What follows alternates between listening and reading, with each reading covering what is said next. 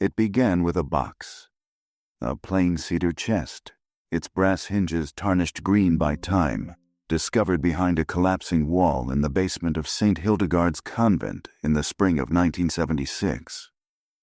The workers, 2 men from the city, hired to replace the cracked foundation, thought at first it might contain old hymnals or vestments, but when they pried it open, the air changed. The room filled with a sour, sweet scent, like lilies gone bad, like the lingering perfume of decay. Inside they found dozens of small, paper-wrapped bundles, each marked with a name in careful ink. Some names were biblical, Anna, Luke, Miriam, but others were more cryptic. Infant Gloria, Child of Grace. Each bundle contained the same thing, the skeletal remains of a baby, swaddled in scraps of convent linen. Pinned to many of the wrappings were folded slips of parchment, receipts. Each one recorded a donation, written in an even clerical hand. Received of Mrs. Catherine Doyle, for the blessed child Anna, $200. May she grow in grace. By the time police arrived, Sister Agnes, the last surviving nun of Saint Hildegard's, was sitting in the chapel, silent before the statue of the Virgin. When the officers asked her about the chest, she said only, "We gave them to good homes. It was God's will they be loved."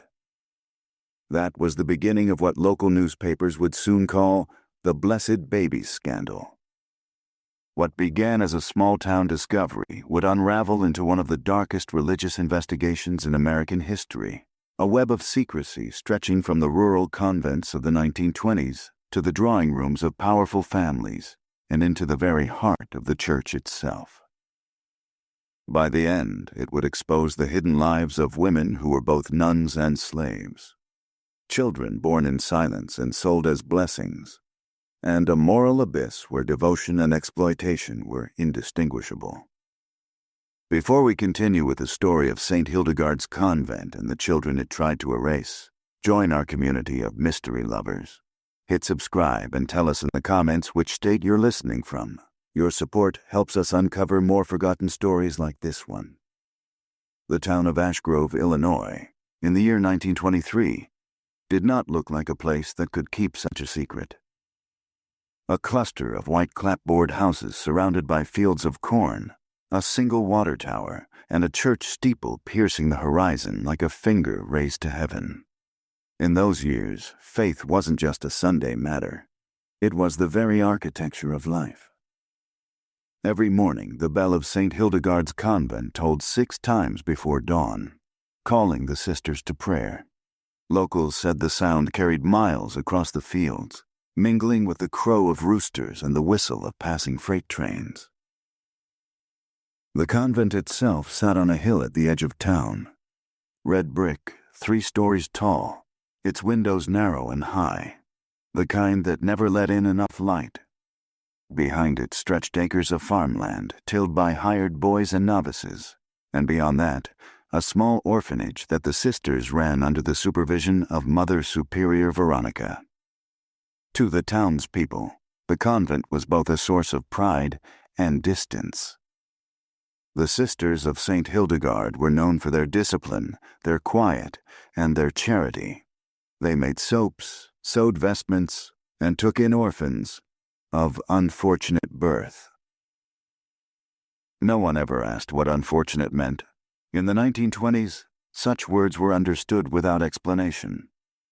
It was the decade after the Great War, when America's rural heart still beat with Puritan restraint, when scandal was a disease to be smothered, not cured.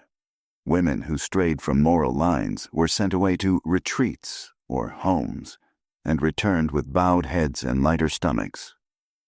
The church offered absolution and secrecy. In nearby Chicago, the Roaring Twenties were already blazing, jazz spilling out of speakeasies, bootleg liquor changing hands under the table, and flappers cutting their hair in rebellion.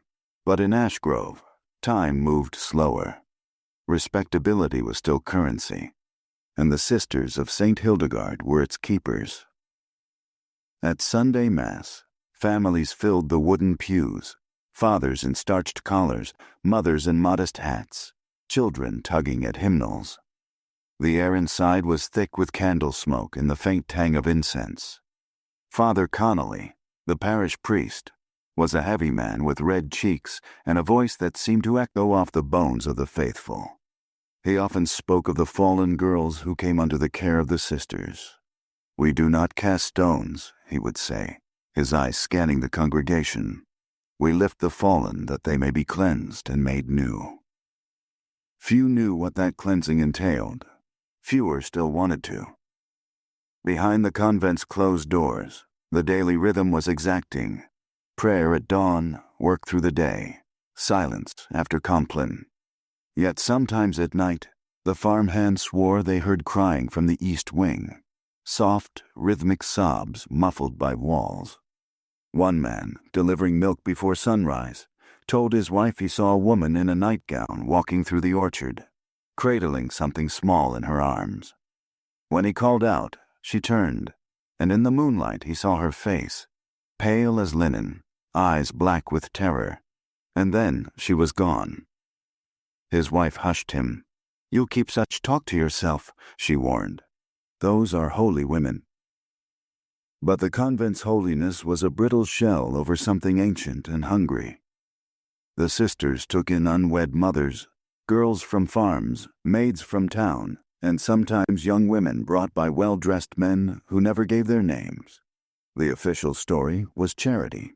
The sisters cared for the women during their confinement, then arranged for the infants to be adopted by good Catholic families. And on paper it was all above reproach. Every adoption signed, sealed, and blessed. But records from the diocesan archives, uncovered decades later, would tell another story. Dozens of infants adopted within weeks of birth, with identical donation sums. Mothers who vanished from the registry days after delivery, and convent ledgers that showed an influx of cash, enough to keep Saint Hildegard's running when other convents struggled to survive. In 1923, however, no one in Ash Grove questioned how the convent managed to build its new infirmary, or why the Mother Superior's personal chamber was lined with imported books and a mahogany crucifix. To the townspeople, Saint Hildegard's was the hand of God reaching down to save the wayward. To the girls who entered its gates, it was a prison disguised as salvation. The rules were strict. No letters, no visitors, no names beyond baptismal ones. Labor was prayer, and silence was virtue. Many of the girls were told their babies would be placed with blessed families, that their sacrifice would earn them forgiveness. Forgiveness for what? None dared ask aloud.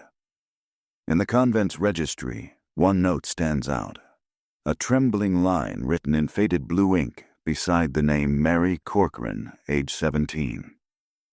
Refused absolution. Said the child was not born of sin, but of love. Punishment given. What that punishment was, no one recorded. Years later, the locals would remember how the sisters rarely appeared in town, except to sell their soaps and candles at the parish fair. They moved like shadows, faces half hidden under white wimples, hands folded tight.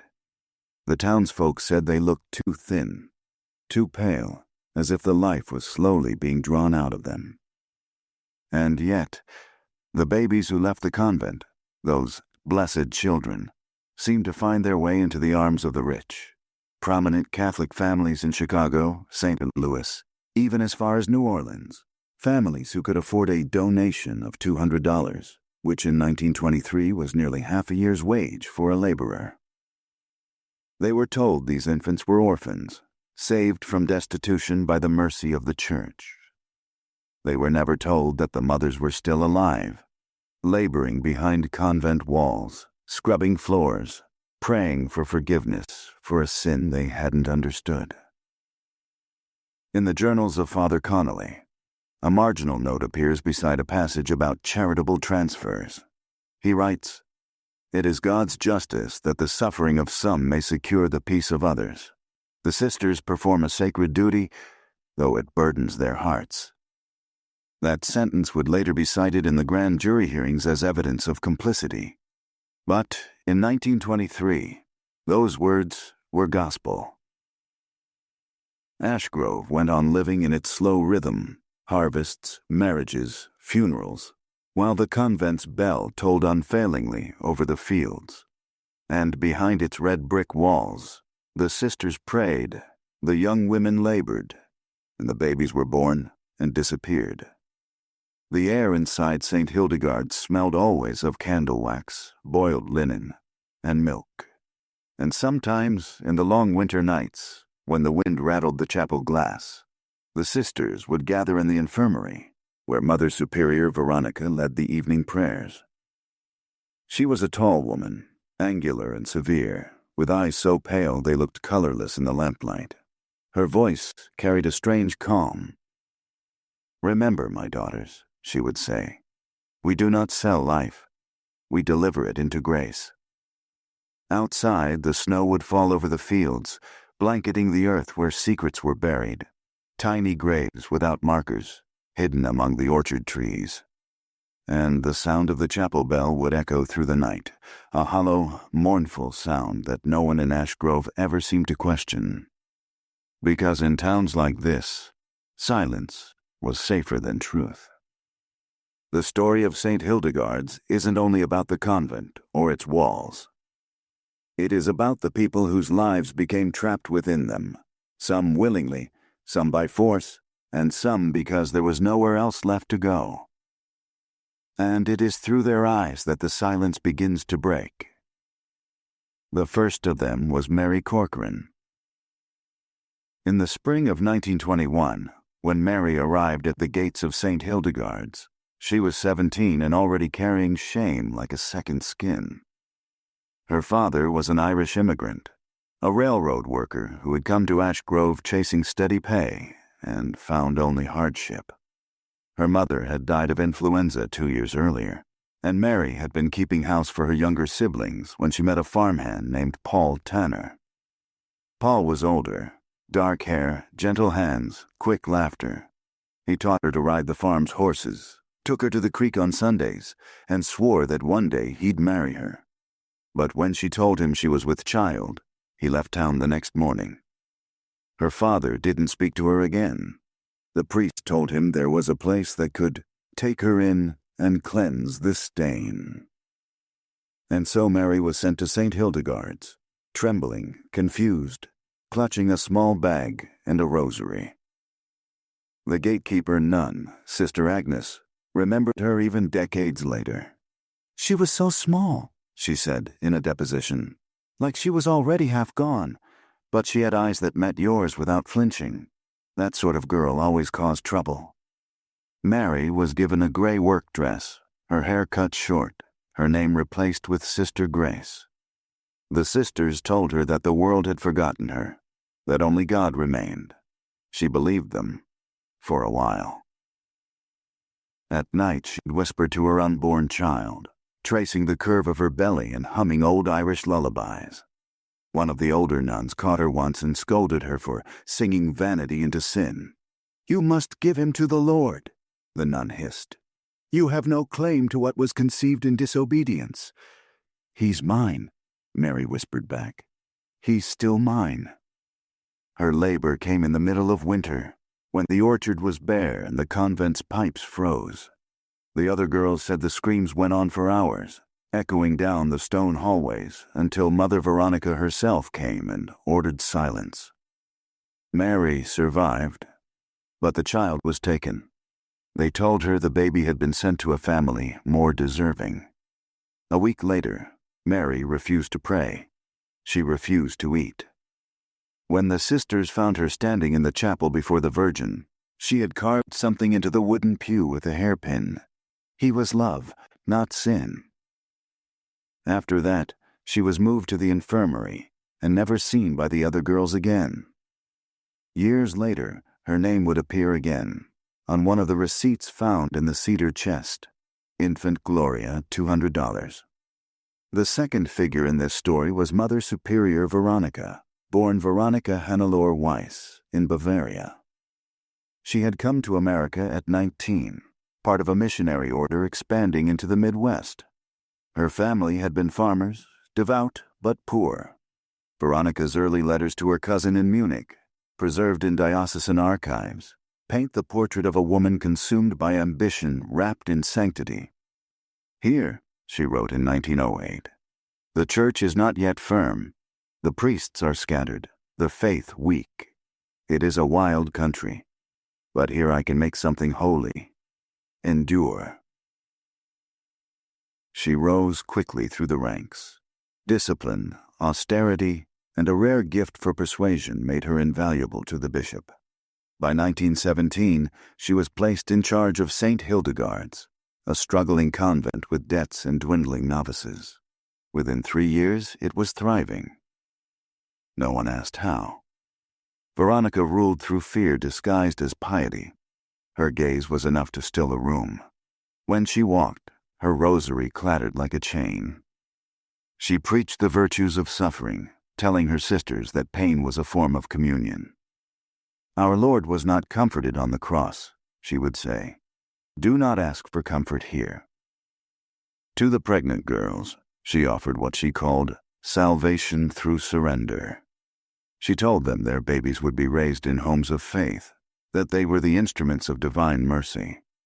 But those who questioned her found themselves isolated, forced to pray for hours on their knees in the chapel, denied food, or assigned to the laundry room where the air reeked of bleach and burned flesh from boiling cloth. Behind the stern devotion, there was calculation. Veronica's meticulous records, discovered decades later, revealed a ledger system that blurred moral and financial lines. Each adoption corresponded to a donation, which in turn funded the convent's land expansions and investments in local property. But money was only part of her hunger. Witnesses described her obsession with purity, a fixation that bordered on the mystical. She spoke often of cleansing bloodlines, of restoring spiritual order by placing innocent souls into untainted Catholic homes. There are fragments of letters, too, unsigned but written in her distinctive script, to a certain Monsignor Dalton in Chicago. One reads, "The children of sin can yet be made sacred if they are separated from the corruption that bore them. The mothers must not know. Knowledge breeds defiance." Then there was Sister Agnes, the one who lived long enough to tell what happened. In 1976, when the police found her, she was 84 and frail, her mind drifting between lucidity and prayer. She had been the convent's housekeeper for nearly 50 years, a plain woman with soft eyes and gnarled hands from a lifetime of scrubbing floors. During interrogation, she often wept, saying she never meant harm. She told detectives that she had joined the order at 16, hoping to serve God, but quickly learned obedience was safer than faith. "We were told not to ask," she said. "The babies were blessings. The girls were penitents. That's what we were told." When pressed about the receipts, she faltered. "The money came in envelopes. Sometimes the bishop's driver would bring them. I saw one once. There was a name written inside. A family from Chicago. The child was fair-haired. I remember that much. Mother Veronica called her a miracle. Detectives asked what happened to the babies that didn't survive. Sister Agnes looked at the floor and whispered, 'The orchard was holy ground.' That's what we were told." Her testimony would later form the backbone of the state inquiry, but at the time it only deepened the horror, because it hinted that not all of the infants had ever been sent away. Some had been buried in silence. The fourth figure was Father Connolly, the parish priest whose sermons once filled Saint Hildegard's chapel. By all accounts, he was a man torn between doctrine and conscience, middle-aged, florid, fond of brandy and Latin quotations. He had come from Boston, escaping whispers of impropriety, and found in Ash Grove a chance to rebuild his reputation. In his private journals, later seized by investigators, he wrote of his unease with the convent's operations. "I hear the cries at night. I am told they are the voices of repentance. Yet something within me rebels. If this is mercy, why does it sound like grief? Still, he said nothing. The convent provided generous donations to the parish, and the diocese expected compliance. He officiated the christenings of the blessed infants, and accepted the envelopes of cash handed discreetly by men in tailored coats. Once, in confession, one of the girls begged him for help, her voice trembling behind the grill. "Please, Father, they're taking her from me. She's all I have." "You must trust in the sisters," he told her, heart pounding. "But she's still breathing," the girl said. "They said she wasn't, but she is." The next day, that girl was gone. He never saw her again. Finally, there were the buyers, though no one ever called them that. Among the recovered papers were names: Dr. Patrick Doyle, a respected physician from Chicago's South Side; Mrs. Elizabeth Rowan, wife of a steel magnate; Judge Alistair Quinn and his childless wife Margaret. Each had contributed donations between 1919 and 1932. In interviews conducted in the 1970s, their surviving relatives were evasive. One elderly woman who had been adopted from Saint Hildegard's said she'd always felt chosen. "Mama used to tell me I was a blessed baby," she recalled, "that the sisters prayed over me before I came to her. I thought it meant I was special. I didn't know it meant someone else had lost everything." In piecing together their stories, a chilling symmetry emerges. Mary Corcoran's defiance, Mother Veronica's conviction, Sister Agnes's obedience, Father Connolly's silence, and the unseen buyers, whose wealth sanctified the transaction. Each one played a part in the machinery that turned sin into salvation, suffering into profit, and innocence into merchandise. But beneath those layers of devotion and denial, something darker still was festering, something that couldn't be measured in ledgers or sermons. Because the whispers that began to spread around Ash Grove in the late 1920s were not just about missing babies. They were about the sound of bells ringing at midnight when no one was in the chapel, about candles burning in the orchard long after Compline, and about a figure in white seen walking among the graves, carrying something small against her chest. The first rumors began with the wind. In the autumn of 1927, the fields around Ash Grove were thick with the scent of rot. The corn had failed that year. Black stalks, blistered leaves, ears split open with mildew. Locals said the earth had soured. They blamed it on bad seed or the strange fog that lingered at dawn, curling low over the convent orchard like steam from a grave. By then, Saint Hildegard's had become almost mythic. Few townsfolk ever saw the sisters outside the convent gates anymore. The bell still tolled, but its sound seemed different, muffled, uneven, as though it were ringing from deep underground. The first sign that something was wrong came from a boy named Daniel Porter, 12 years old, the son of a farmhand. One evening he came home pale and shaking, his hands covered in dirt. He told his mother he'd gone into the orchard behind the convent to look for lost apples. "I saw a baby," he whispered. "It was sleeping under the tree, but when I touched it, it was cold." His mother struck him across the mouth before he could say another word. "You don't speak lies about God's women," she said, her voice trembling. But that night, she locked the doors and left the lamp burning until dawn. 2 days later, her husband found the boy's footprints circling the orchard wall. They led to a patch of freshly turned earth, and then stopped. The convent had always drawn whispers, but that autumn, the murmurs became louder. Travelers passing through Ash Grove said the sisters walked by lantern light through the orchard at midnight, sometimes carrying bundles wrapped in white cloth. A grocer claimed he saw smoke rising from the convent's laundry room at odd hours, long after the fires should have gone cold. And once, in late November, A local woman named Mrs. Delaney swore she saw Mother Veronica herself standing by the convent gate, talking to a man in a fine overcoat. He gave her something, she told her husband. An envelope, I think. And then she passed him a little bundle. It moved, John. I swear to God, it moved. Her husband told her to keep quiet. The church doesn't take kindly to gossip. But Mrs. Delaney's story spread, carried from porch to porch, whispered between pews during Sunday Mass. By Christmas, the whole town had heard of the man with the bundle. Inside Saint Hildegard's, something was shifting too. Sister Agnes would later recall how the atmosphere grew heavy. We stopped singing at matins, she said. Mother said the hymns brought temptation. We were to pray in silence. Girls continued to arrive, pale and frightened, their bellies swollen under gray dresses. Some stayed a few months. Others disappeared before their babies were even born. One of them, a girl named Clara Hoffman, was brought by a priest from Joliet.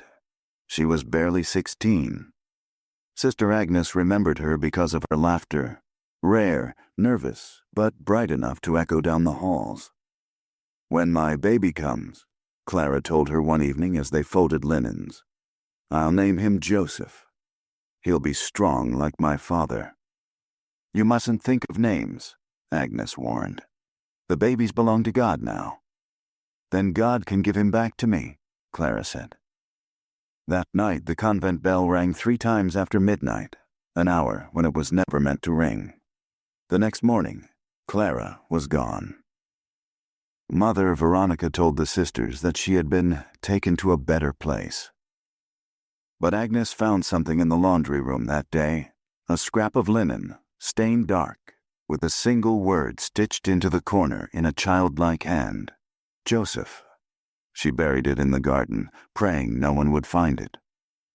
The local doctor, Dr. Samuel Kitteridge, was called to the convent that winter. He was a practical man, gray mustache, steady hands, not known for superstition. The Mother Superior summoned him to treat a persistent fever among the sisters. When he arrived, the smell struck him first. Not the sharp tang of disinfectant he expected, but something faintly sweet, cloying, like milk gone bad. The corridors were dim, the walls sweating with damp. He saw no sign of fever. What he saw instead were women, thin, pale, moving like sleepwalkers. In the infirmary, he found 2 of them praying over a small wooden cradle. He asked to see the patient. Mother Veronica smiled tightly. The fever has passed. Your services are no longer required. When he pressed, she fixed him with that colorless stare. Doctor, she said, faith does not yield to inquiry. We trust you will respect that. He left that day uneasy, and never spoke of what he'd seen until years later when the scandal broke. But he remembered one detail vividly. As he walked past the chapel, he heard a faint sound, like a baby's cry, rising and falling behind the heavy oak door. When he turned to look, the sound stopped. As the months passed, Ashgrove began to change. The townsfolk no longer met the sisters' eyes when they came to market. Some said their presence brought misfortune. Others whispered they were saints, burdened with holy suffering. And then the accidents began. In February 1928, the convent's hired carpenter fell from the belfry and broke his neck.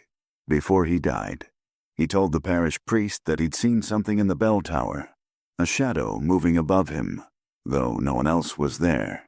It was wearing white, he gasped. And its hands were too small. The priest dismissed it as delirium, but the story spread, embroidered with each telling, until the townspeople avoided the road that passed the convent after dark. Meanwhile, the convent's ledgers grew fatter. Donations from adoptions continued to flow, even as the orphanage itself reported fewer and fewer wards. Mother Veronica's letters to the diocese became increasingly fervent, filled with talk of divine trials and the redemption of the unworthy. One line stands out from a letter dated April 1928. The Lord has chosen us to cleanse the unclean through his smallest vessels. Their cries are the sound of sanctification. No one at the diocese seemed to question what that meant. By summer, the orchard had grown wild. The branches bent low with fruit, though no one ever saw the sisters tending it. Farmhands hired to prune the trees often quit after a few days, muttering about strange lights and singing that wasn't singing. One man, Henry Lasker, later told his wife that he found small wooden crosses buried at the base of several trees, each carved with initials. One of them said MC, he told her. Just that, MC. Mary Corcoran's initials. When he mentioned it to the priest, Father Connolly warned him to let the dead rest. There are things beneath God's eye best left unspoken, the priest said, his hands shaking slightly. But Henry couldn't let it go. A week later, he returned to the orchard alone. He was never seen again. The sheriff's search found no trace of him, only his hat, resting against the base of a young apple tree. After that, people began to say the convent was cursed. Children who strayed too close at dusk claimed they heard voices whispering through the walls. A peddler passing through swore he saw a nun digging in the orchard by lantern light, though when he approached, she vanished into the mist. And still, the bell tolled each dawn and dusk, faithful as ever, indifferent to the mounting dread that crept through Ashgrove like a sickness. Inside, Sister Agnes prayed harder, but her prayers brought no peace. I began to doubt, she would later confess. When I closed my eyes, I saw them. The babies, wrapped in white. I heard them crying beneath the trees. She told Mother Veronica once that she feared they were doing wrong. The reply was cold and measured. Doubt is the devil's whisper, Mother Veronica said. If you hear crying, it is your own guilt, begging to be silenced. That night, Agnes dreamed she was standing in the orchard. The moonlight glowed on the grass, and between the trees lay rows of small white shapes. She woke to find her hands clutching the bed sheets as though holding something fragile. When dawn came, she went to confession. Father Connolly listened, pale, sweating, his knuckles white around the edge of the screen. You must not confess this to anyone else, he said softly. But Father, the crying... Enough, his voice cracked. It is not for you to understand. Agnes left the confessional trembling, knowing she'd been told to bury her fear just as they buried the truth. By 1929, the convent's reputation had curdled. Fewer girls were sent there. The bishop's visits became less frequent. Even the townsfolk noticed that the bell sometimes failed to ring, its silence heavier than its sound. One stormy night in October, lightning struck the convent's east wing, setting part of the roof ablaze. Firemen arrived to find the sisters standing in the rain, praying aloud, faces upturned to the sky. Mother Veronica refused to let them enter the chapel, insisting the Lord's house is under his protection. When the flames were finally extinguished, the men found the interior largely untouched. But the smell was strange. Not smoke, not wood. Something sweet and rancid. And in the ashes near the altar, a melted silver cross fused to a small iron crib. No babies were reported missing, because none were officially recorded anymore. And so the legend of Saint Hildegard's began to ferment. The farmers whispered that the soil of the orchard was rich because it was fed with holy remains. Children dared one another to climb the convent wall, though none ever returned with proof. And the sisters, cloaked in black, continued their routines as though nothing had changed. Prayers, work, silence. Only Sister Agnes grew quieter, slower, her hands trembling during Mass. We are the Lord's instruments, she reminded herself again and again. But somewhere deep inside, she began to wonder what kind of God demanded the bones of the innocent to sustain his house. Because each night, as the wind moved through the apple trees, she could swear she heard it again, the soft, thin wail of a child, too small to be seen. And if you stood beneath those branches on a moonless night, you might have heard it too. By 1930, the veil of sanctity around Saint Hildegard's had begun to tear. What was once rumor had become unease, and what was unease began to take the shape of accusation. It started with letters. Unsigned, untraceable, slipped under the door of the rectory, left on the steps of the sheriff's office, even pinned to the church bulletin board with small brass tacks. Each written in the same narrow, spidery hand, each claiming the same thing. There are graves in the orchard. The first few were dismissed as crank notes. A town like Ash Grove always had its malcontents, the bitter, the faithless, the strange. But by spring, there were 6 letters, then 10, and one, sent directly to the Ash Grove Gazette, bore a single line that changed everything. Ask the sisters what they sold for $200. The editor, Joseph Beckett, was a Protestant and already unpopular with the parish. But he was also stubborn, and his curiosity had a mean streak. He began to ask questions. He went to the convent gate one April morning, his hat in hand, his notebook ready. The gatekeeper nun, Sister Agnes, met him with an anxious smile. The mother is not receiving visitors. I'm not a visitor, Beckett said. I'm a journalist. Then all the more reason, she replied softly, for her not to receive you.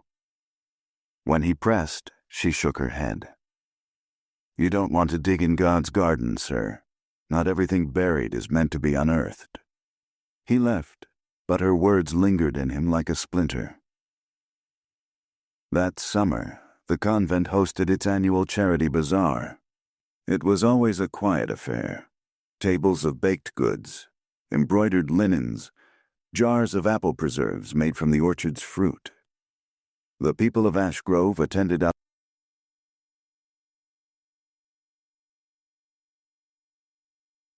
of obligation more than faith. And yet, that year, something felt different. The orchard's apples were unnaturally large, their skin red as blood and slick as wax. Children refused to eat them, saying they tasted strange, too sweet, too warm. Mrs. Delaney, the same woman who'd once seen the man with the bundle, swore she found a small white thread tied around one apple stem, a piece of infant linen. She showed it to her husband.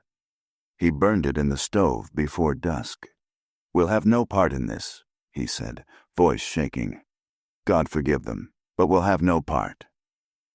By the end of the summer, half the town avoided the bazaar entirely. Then, one evening in late August, a terrible storm came down over Ash Grove. The rain was relentless, the lightning continuous. In the morning, the orchard soil had given way under the weight of water. Children exploring the flood damage found what the letters had warned about.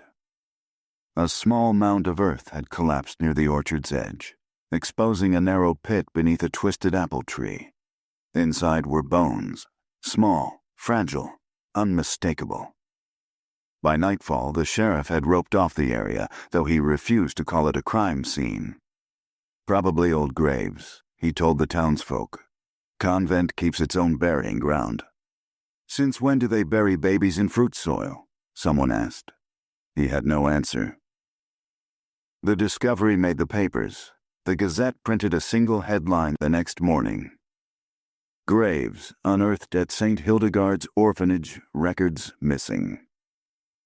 Within days, investigators from the diocese arrived, men in black suits with cold eyes and clipped speech.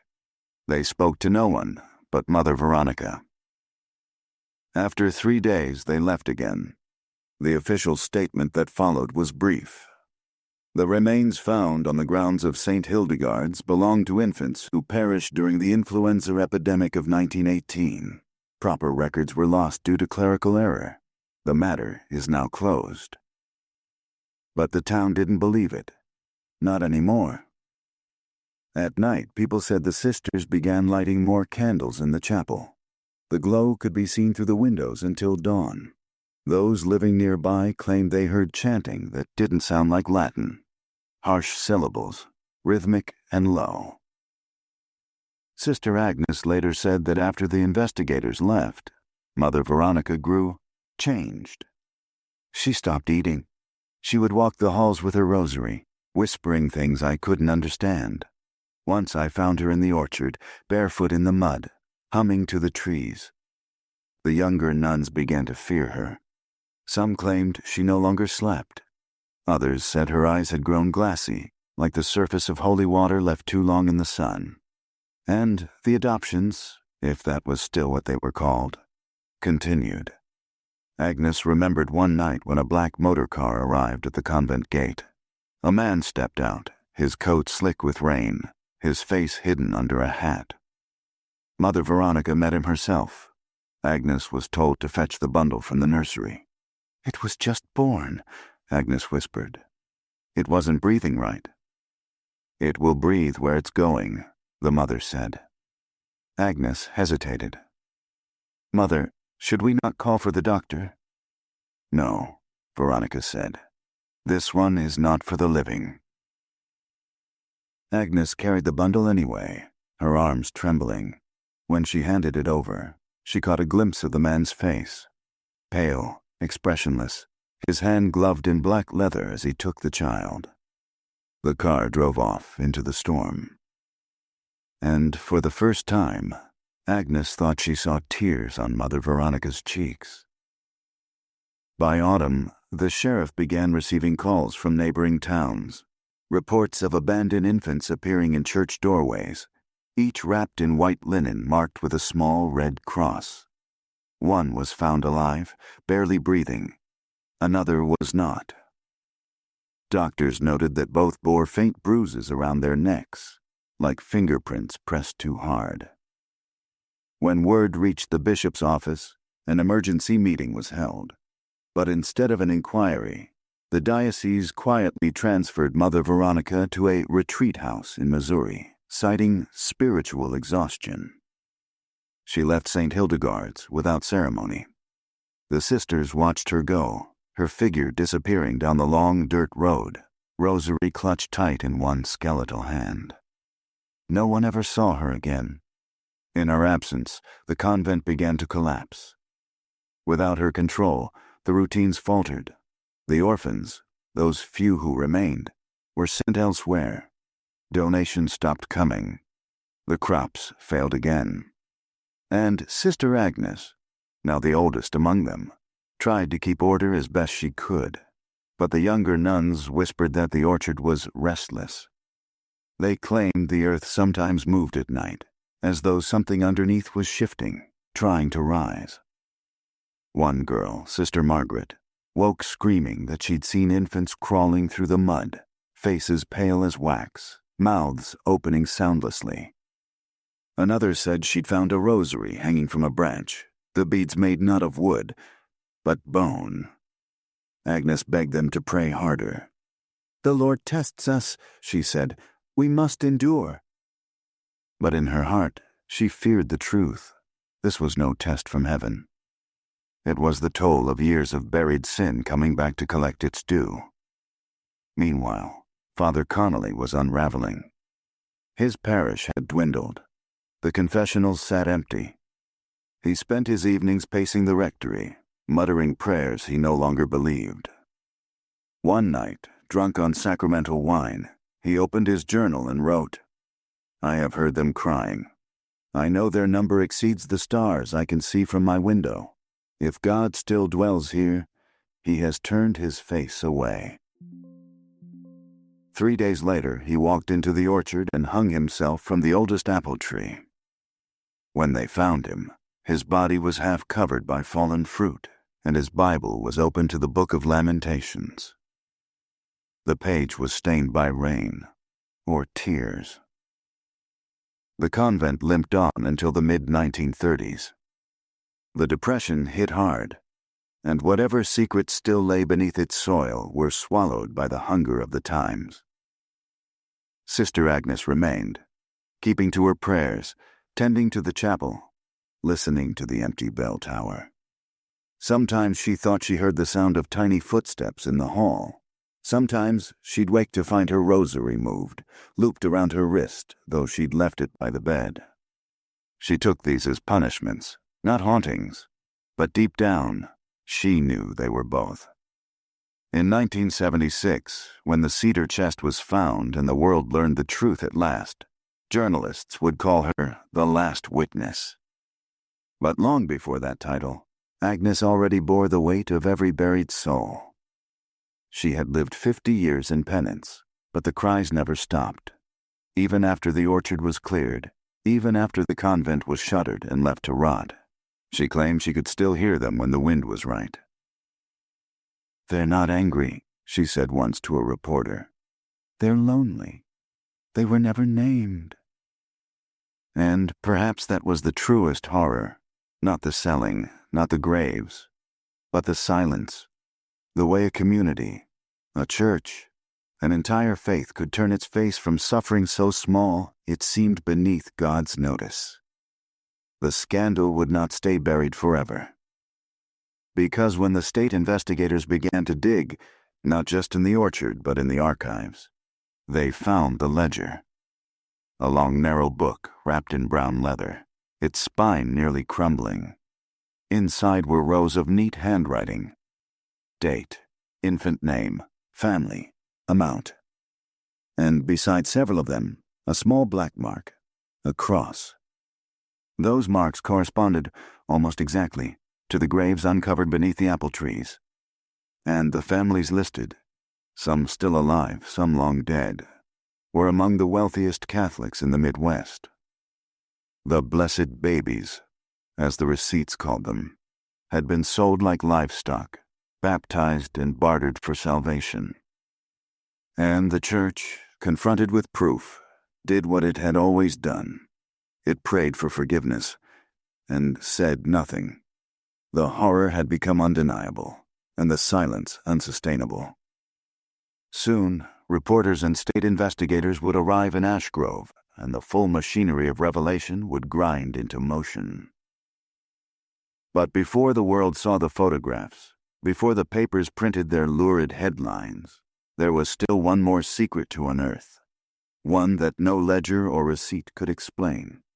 Because beneath the orchard, where the ground was softest, investigators would find something that defied even the most rational minds. And that discovery would turn a scandal into a haunting. What do you think, guilty souls cursed by God or victims of madness? Tell us below. Your theories matter here.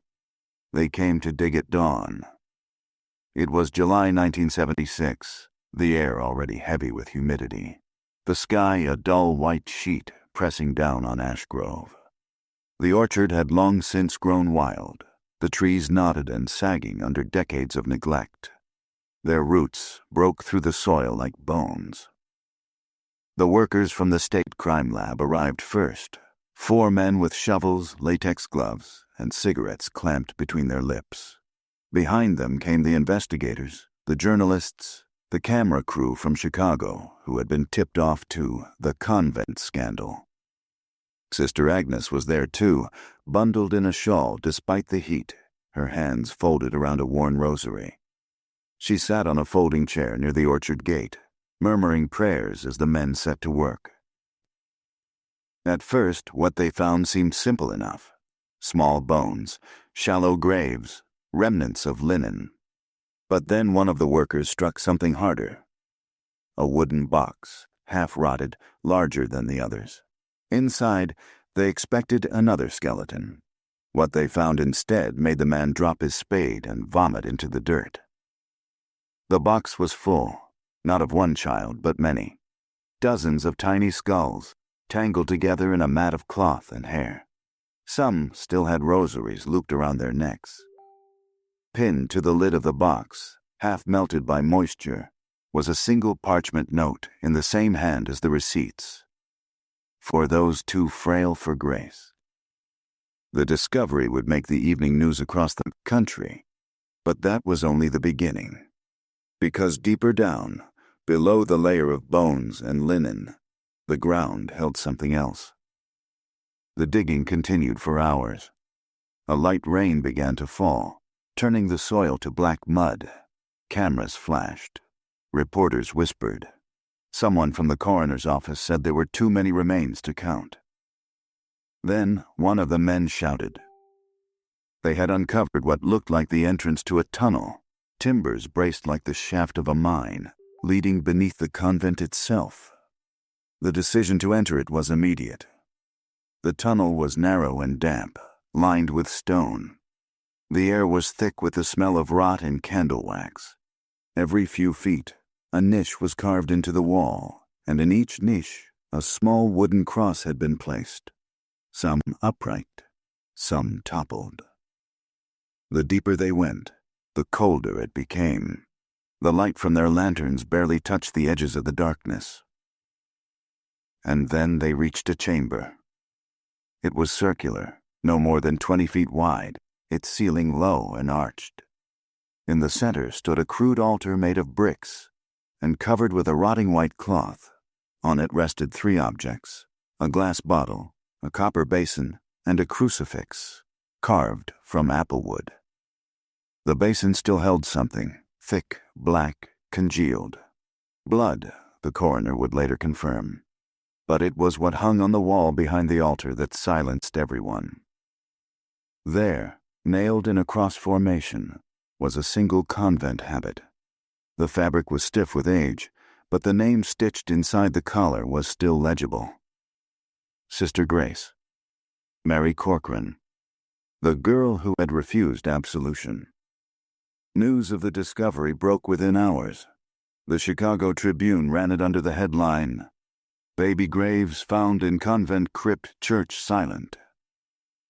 Reporters swarmed Ash Grove. Television crews rolled in with vans and floodlights. The convent, once a monument to holy quiet, was suddenly an open wound. Sister Agnes was taken into custody for questioning. Though she was never charged with a crime, her testimony would become infamous. In a trembling voice, she told investigators about the penitential rites led by Mother Veronica. She said the children that came from sin could not be allowed into the world unblessed, Agnes explained. She said baptism alone wasn't enough. They had to be purified. When asked what that meant, Agnes began to weep. Sometimes the babies, they didn't survive the blessing. The room went silent. Mother said their souls went straight to heaven, she continued. She said the mother's suffering would balance the scales. It wasn't murder, it was mercy. Her words sent a chill through everyone who heard them, because there was no madness in her tone, only belief. Documents recovered from the diocesan archives confirmed parts of her story. Letters written by Mother Veronica to a Chicago Monsignor described rituals of cleansing performed for the preservation of grace. One line in particular was underlined by investigators. The mothers bleed, the children are washed, and in that washing we serve God. Some historians would later argue that Veronica was influenced by early heretical movements, sectarian beliefs about original sin and spiritual rebirth through suffering. Others believed she had simply gone mad, but the evidence suggested something more deliberate. Among the items found in the tunnel chamber was the glass bottle from the altar. Inside, preserved in murky liquid, was a folded scrap of parchment. When opened, it read, "The blood of the innocent sanctifies the house of the Lord." The handwriting matched that of the receipts, the ledger, and the note on the chest. Mother Veronica's. The forensic team determined that at least 37 infants had been buried in the orchard, but they also uncovered remains that were older, bones from before the convent's founding. This discovery unsettled even the most skeptical investigators. The soil strata indicated burials dating back to the 1880s, decades before Saint Hildegard's had been built. Had the sisters chosen that site by coincidence, or had it been sacred or cursed long before? An anthropologist brought in by the State University proposed that the orchard sat atop an older cemetery, possibly from an early mission settlement. But locals recalled something else, a folk tale told by their grandparents about a field of lost children, where settlers once buried infants who died during a fever outbreak. When that story reached the press, it fueled a national hysteria. The headlines grew darker, more sensational. Devil's Orchard. Blessed Babies, the sin trade of Saint Hildegard's. Sisters of Mercy or Sisters of Blood. Within a week, the Vatican itself issued a statement expressing profound sorrow and promising an internal investigation. None ever came to light. As for Mother Veronica, her trail seemed to vanish after her transfer in 1930. No death record, no grave. But one photograph surfaced, a convent yearbook from 1931, taken at the retreat house in Missouri. In the group portrait, all the nuns face the camera except one. Her head is bowed, her face obscured by her wimple. Her hands, folded at her waist, are gloved in black. Some say it was her. Others say she never left Ash Grove at all. Because when investigators examined the bones found in the tunnel, they discovered something else, a skeleton of an adult female, buried apart from the others, near the wall of the chamber. A rosary was tangled in a rib cage. The crucifix at its end bore an engraving, VHW, Veronica Hannelore Weiss, the Mother Superior of Saint Hildegard's. Her body told its own story. The position of her hand suggested prayer, but the bones of her throat were fractured. She hadn't died peacefully. No official cause of death was listed in the report, but one of the diggers told a journalist, off record, that he thought she'd been buried alive. The way her fingers were bent, he said, like she'd been clawing at the dirt. Whether she'd been killed by the other sisters or taken her own life in an act of penance, no one ever proved. But Sister Agnes, before she died, months after the investigation, left behind one final note in her Bible. It was found tucked between the pages of Revelation. The mother went below and the crying wouldn't stop. She said she would speak to them herself. We never saw her again. The convent was demolished later that year. The orchard was burned, but the soil never fully cooled. Locals swore the ground still steamed at dawn, and that the smell of lilies lingered even after the trees were gone. Construction crews brought in to clear the land refused to stay past dark. One foreman quit after claiming he'd heard a bell ringing underground. By then, the story had passed from scandal into legend. Visitors came from across the country, reporters, true crime writers, curiosity seekers. Some took apples from the few trees still standing. A few months later, one of them was found dead in his Chicago apartment. His notes scattered across the floor, his last words scrawled on a notepad. They don't sleep. Yet, for all its horror, there was still one part of the mystery that refused to die. The question of the babies who did survive. Records from Chicago and St. Louis orphanages revealed dozens of adoptions originating from Saint Hildegard's. Many of those blessed children grew up unaware of their origins. In 1978, one of them, a woman named Eleanor Quinn, came forward. She was 53 years old, a retired schoolteacher. She had been adopted in 1925 by Judge Alistair Quinn and his wife, Margaret, the same names found in the convent ledger. Her statement to the press was brief but devastating. All my life, I was told I was a gift from God, that I came from angels.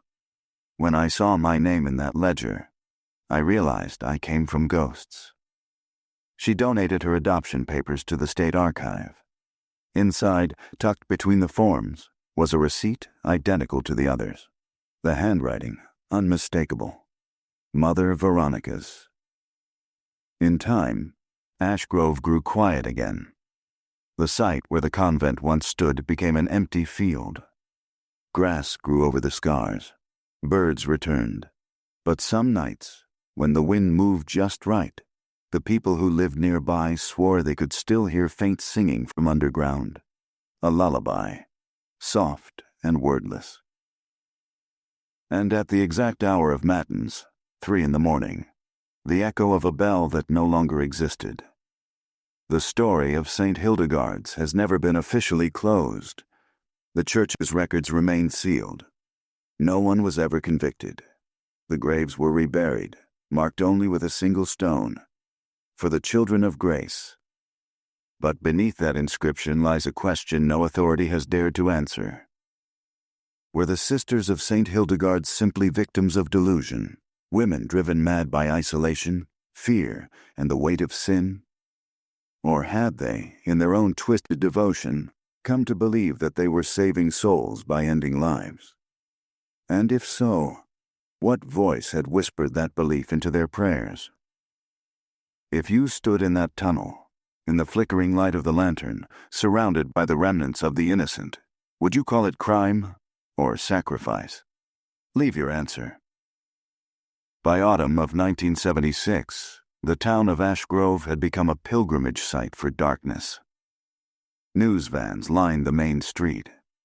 Reporters stayed at the old boarding house. Tourists came to stare at the hill where Saint Hildegard's once stood, clutching newspapers and holy medals in equal measure, as though one could protect them from the other. The convent's ruins had been fenced off by order of the state, but that didn't stop the curious. Every few nights, trespassers crept through the wire, hoping to glimpse something, some remnant of the horror the world now called the Blessed Baby's Scandal. It was one such intruder, a young photographer named Richard Holtz, who claimed to capture the last image of Saint Hildegard's before the site was leveled. He described entering through the orchard, the trees now nothing but twisted stumps. The moon was full, the air unnaturally still. As he lifted his camera toward what remained of the chapel, he saw movement, a figure in white standing at the altar. He took one photograph before his flashlight failed.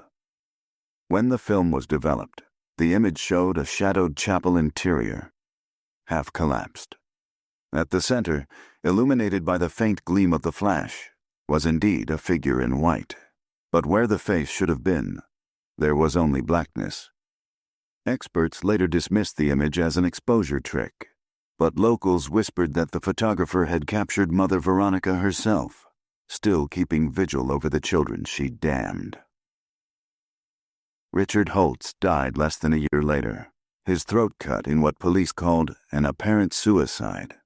His notebook was found beside him. One page read, "The crying stopped at dawn." After the tunnel's discovery, a team of historians from the University of Illinois was granted temporary access to the surviving documents from Saint Hildegard's. Among them was a journal, not the ledger, but something older, personal. Its cover was cracked leather. Its pages smelled faintly of incense and mildew. It belonged to Mother Veronica. The entries began in 1918, soon after she assumed control of the convent. They began pious, methodical, accounts of her duties, the prayers, the budget. But as the years went on, her tone shifted. Her words became fervent, mystical, then terrifying.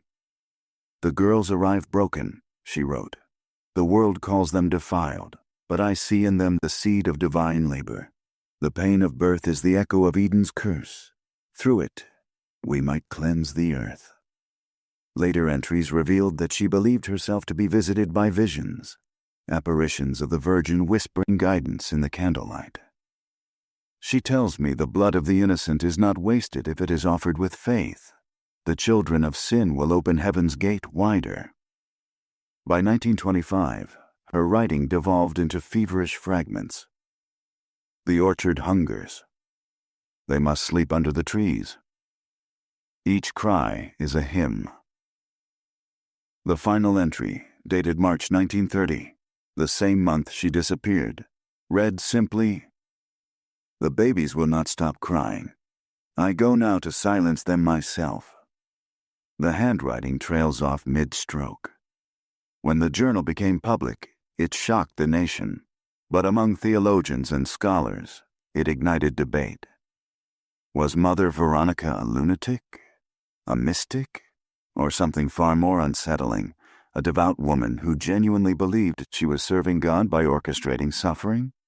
One theologian, Father Emmett Kroll, wrote in an academic paper years later, "There is no madness so complete as the kind that wears the mask of virtue."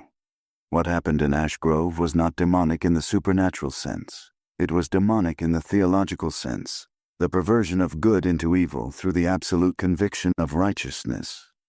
But there were others who disagreed. In 1977, a retired police officer who'd worked the dig, Harold Sipes, gave an interview to a local radio host. His voice, rough and cracked with age, carried an unease that lingered in the air long after the broadcast ended. "You can talk about madness all you want," he said. "But I saw that place. I heard things under the dirt. The ground wasn't quiet. It was moving." "Moving how?" the host asked. "Like breathing," he replied. "Like something underneath was still alive." That same year, the state attempted to exhume and re-inter the remains from the orchard in a nearby Catholic cemetery. But when the coffins were opened at the transfer site, workers noticed something strange. Many of the skulls bore faint indentations, marks shaped like the points of fingers, not from decay or soil pressure, but from grip. Pathologists couldn't explain them. One technician, in a memo later leaked to the press, wrote that he'd seen signs of compression fractures consistent with post-mortem handling. It was as if someone had cradled those skulls long after they died. Sister Agnes died quietly that December, in a nursing home run by the diocese. She left no relatives, no possessions but a Bible and a rosary. But tucked within the Bible, beyond her note about Mother Veronica, was something else, a folded scrap of paper, yellowed and brittle. On it were the words to a lullaby, written in her shaky hand. "Sleep, little lamb, the orchard keeps. The fruit will fall where no one weeps. The blessed rest where angels sing, beneath the roots of Hildegard's spring." No one knows whether she wrote it or if she was repeating something she'd heard. Over the decades that followed, the site of Saint Hildegard's remained abandoned. The field grew wild. The stones sank into the soil, but people kept seeing things. A truck driver passing through on a foggy morning claimed he saw children running between the trees, pale, barefoot, silent. When he stopped to look, they vanished. A woman walking her dog at dusk reported hearing bells, faint but distinct,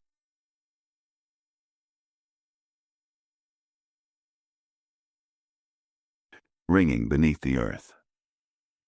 And one spring night in 1981, a group of college students trespassing on the grounds found a small cross in the mud, freshly carved, its wood wet as if from tears. They took it home as a souvenir. The next morning, every apple in their kitchen was rotten. But there was one final twist, one last revelation buried not in the orchard but in the archives. In 1992, a historian named Dr. Helen Rourke was researching adoption practices in early 20th century Illinois when she stumbled upon an envelope misfiled in the diocesan records. Inside were 3 items: a faded photograph, a receipt marked "Child of Grace, $200, and a baptism certificate signed in an unfamiliar hand. The certificate listed the child's name as Veronica Hannelore Weiss, Jr., dated 1910, 6 years before the convent took in its first penitent girl. The implication was staggering. Before she was a mother superior, before the scandal, before the graves, Veronica had a child of her own. No record of that child existed anywhere else, No death certificate, no adoption file. Dr. Rourke spent years trying to trace the name. In 1998, she found a matching record in a Chicago orphanage ledger. The child's name was later changed to Anna Doyle, adopted by a wealthy physician and his wife. Yes, the same Dr. Patrick Doyle, who had donated for the child Anna in 1923. The very first blessed baby. If that record is genuine, and experts have found no reason to doubt it, it changes everything. It suggests that Mother Veronica's obsession with purification was not abstract theology, but personal torment, that the woman who condemned hundreds of mothers to silence had once been a mother herself, forced to give up her own child.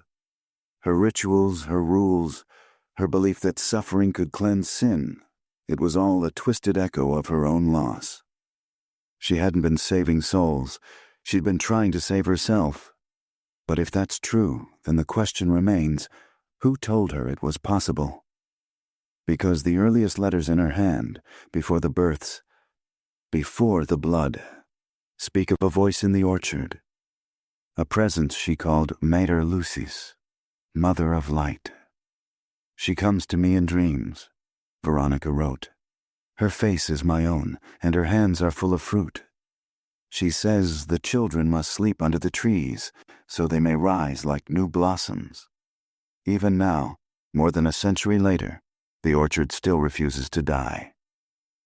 Every spring, without cultivation, without care, a few apple trees sprout again on that hill.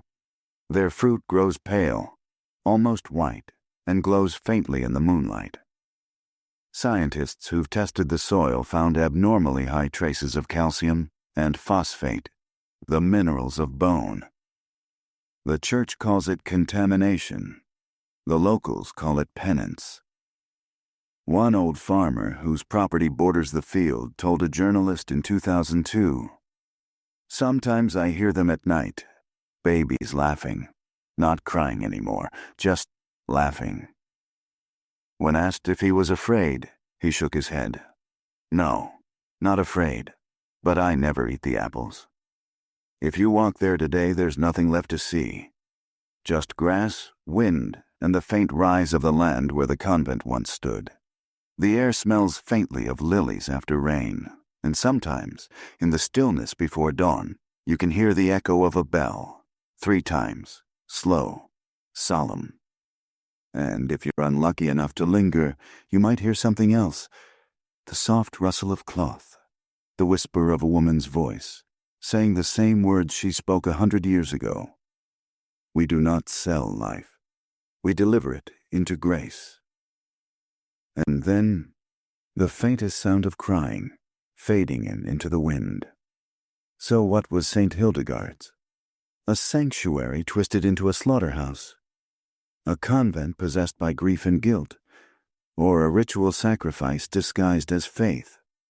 No one can say for certain. The evidence rotted, the witnesses died, and the orchard still blooms.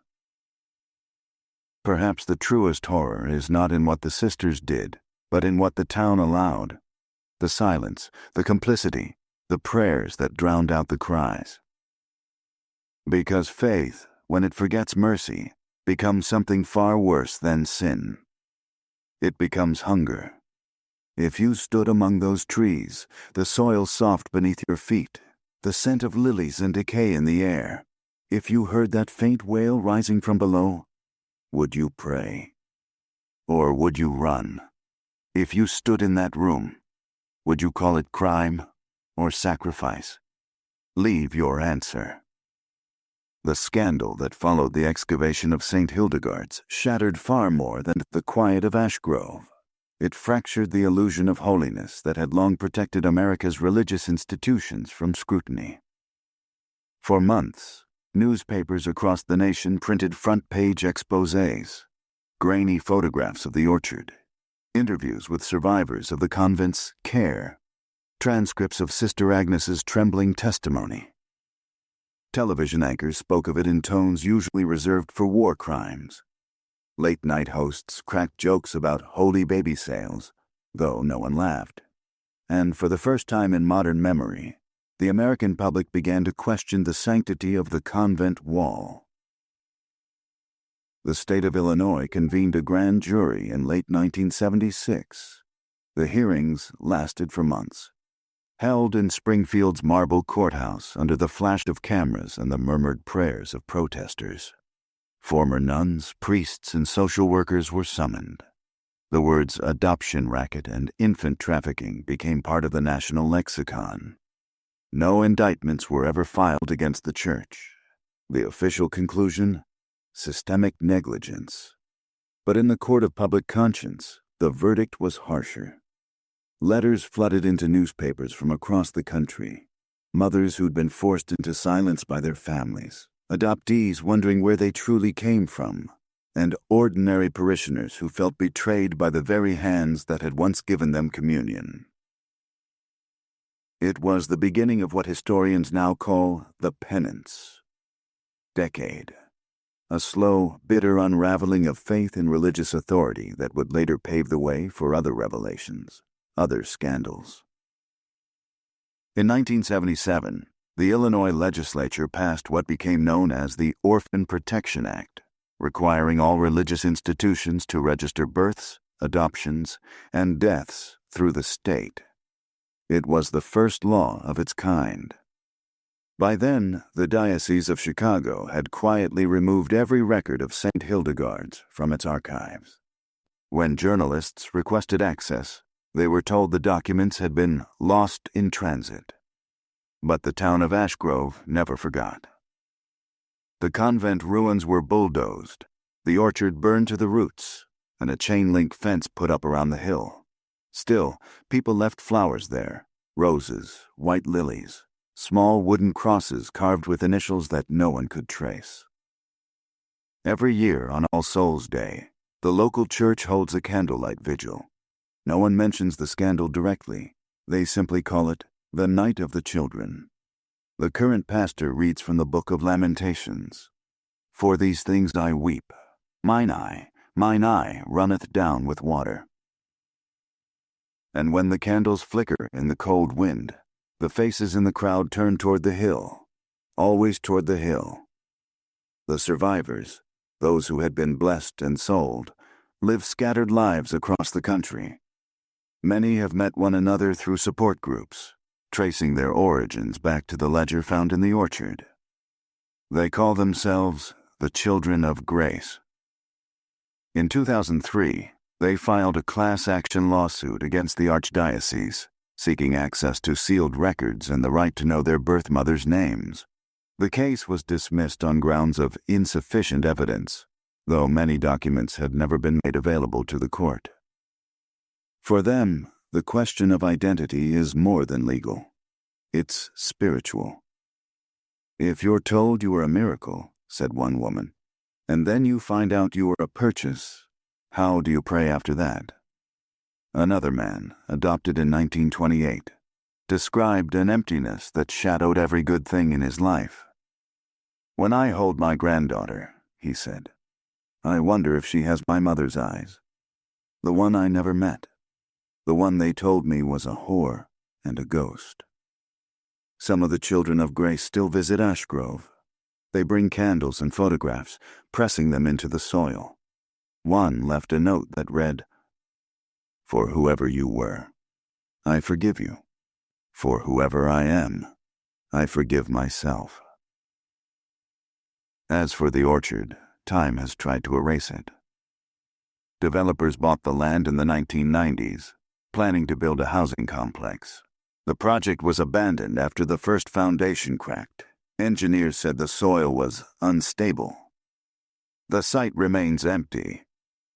Every few years, the grass burns mysteriously, though there are no trees left to catch fire. Local firemen have stopped responding.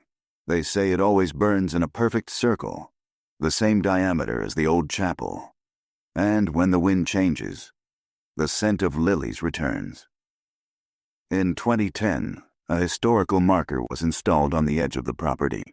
It reads, Site of Saint Hildegard's Convent, 1891, 1930, in memory of the women and children who lived, worked, prayed, and were silenced. Here, may their voices never fade. Below the inscription, visitors have carved their own messages into the bronze. I was one. For Mary C. They are not forgotten. At night, the plaque gleams faintly under the moon, like the polished edge of a coffin. For the Church, Saint Hildegard's is an embarrassment best left unspoken. For historians, it remains an open wound in the body of American religion. But for those who still live in Ash Grove, it is a haunting woven into the rhythm of ordinary life. Old men still tell the story of the bells that ring underground. Children dare one another to pick the ghost apples that sprout every spring.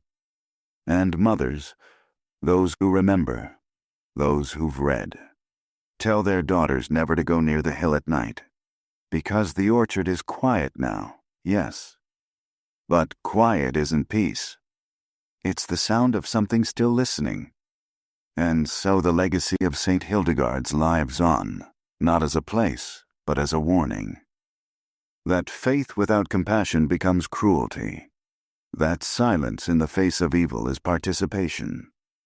That every prayer whispered over a stolen child still echoes somewhere, unanswered. And that beneath the soft soil of memory, history is always waiting to be dug up again. Evil rarely announces itself. Sometimes it wears a habit and carries a rosary. Sometimes it speaks softly about mercy while hiding a ledger of bones. Saint Hildegard's convent is gone now, its walls razed, its orchard dead, but the echo of what happened there still hums beneath the earth. Every prayer, every lie, every child who never had a name, it's all part of the same haunting truth, that faith can be twisted until it worships its own reflection. So what do you believe? Was this a tale of madness, or a ritual born of devotion? Did the Sisters of Saint Hildegard serve God, or something that only looked like him? Write your theory in the comments below. And if you want us to keep uncovering the shadows buried in America's forgotten past, like this video and subscribe for next week's investigation. Because somewhere out there, another church bell is ringing, and another story is waiting to be unearthed.